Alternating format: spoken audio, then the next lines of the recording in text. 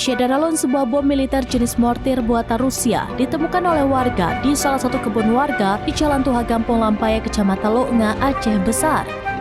Komandan Satuan Brimopolda Aceh, Kombes Pol Zudi Batubara SIK, memerintahkan Danjen Gegana, Kompol Akmal SEMM untuk mengirimkan tim penjinak bom atau tim Cibom guna memusnahkan bom tersebut pada Sabtu 10 Mei 2025. Bom jenis mortir itu ditemukan warga sekitar, kemudian dilaporkan ke pihak kepolisian wilayah hukum Polres Aceh Besar.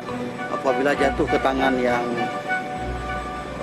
punya kepentingan untuk tanda kutip mengacaukan keamanan di Aceh, itu sangat berpotensi untuk jadi ancaman bagi masyarakat dan aparat sekalian. Danjen Gegana kemudian menurunkan satu unit tim Cibom dipimpin Kanit 1 Cibom Ibda Joko Harsono menuju TKP untuk mengamankan barang bukti dan melakukan pemusnahan atau pendisposalan sesuai SOP.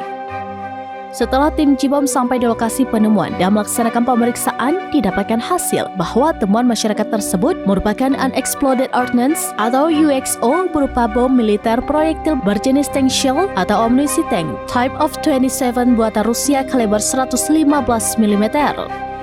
Tim Cibom menyampaikan kepada personel kewilayahan bahwa barang bukti temuan telah dinyatakan aman dan masyarakat sudah bisa beraktivitas kembali.